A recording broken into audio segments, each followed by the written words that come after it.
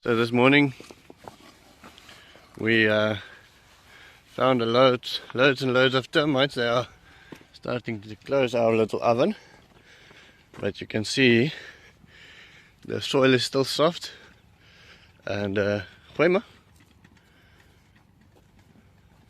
Muscovy ducks are really enjoying them. Nice protein source. So this is the previous one that we dumped. They are really enjoying this. On that side we are continuing with the Zai pit. However, we decided to now make it a fertility pit.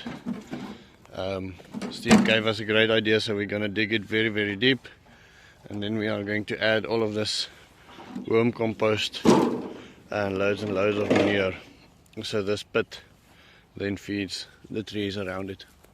This is now the fastest way we turned hardwood into protein food for the birds, is by disturbing the termite mound, and then when they build back, you go and you collect all the new workers, the new soil, and feed it to the birds. They really enjoy it.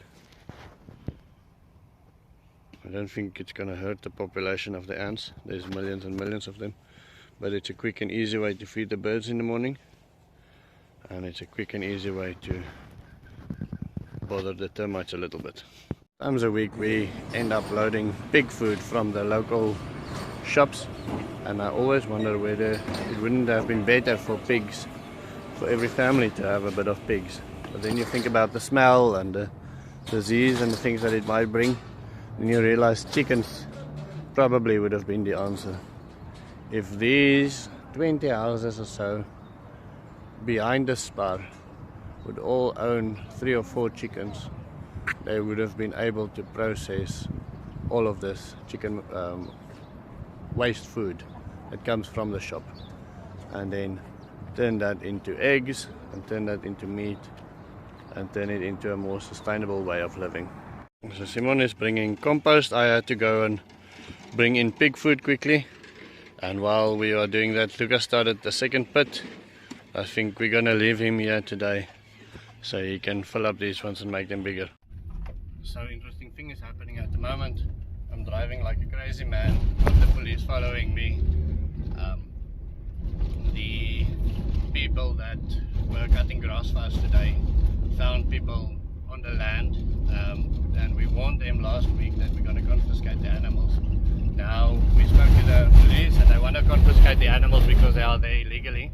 Sorry, I'm speaking closer because the road is making a lot of noise. Now they are threatening to hit them with big machetes if they do not stop. So the police is coming. Hopefully they will be arrested for trespassing and for I don't know if you can be arrested for assault, but maybe threatening assault or something, threatening somebody with a machete. I'm gonna let you know now what happened. So this is the setup currently. Those guys were pushed around by this criminal, and the police are on the way, but there's another, they say maybe 100 goats still left in the bush, and obviously I can't show him now, but he's holding the animals hostage so the police can't take them. So we are waiting for the police to come and arrest him. So then after about 5 minutes or 10 minutes, the police did finally come, but even though that person and his people working for him pushed my guys around, and he ended up breaking one of their phones, the police didn't arrest him because they feel sorry for him, because it is in the middle of a drought. I also feel sorry for him. I had the foresight to look for land and to make sure that my animals has got grass when I found out that we're going to enter a drought. So his attitude wasn't nice. It's, you white people this and you white people that, and if I said something like that in front of the police, I'd be arrested. Like, you cannot say, mention a race in an argument in front of the police if you're white. It's just the way it is in this country. And nonetheless, he did offer to replace the phone, and I ended up giving him a piece of land that I control, 60 hectares, which is about 6 times 6 well, almost 10 times my land. But I control, in that area, I control quite a bit of land that I acquired by working for somebody. So I'm not paying for it, but I did work for the developer, and they offered me and one other lady the opportunity to cut the grass from the land,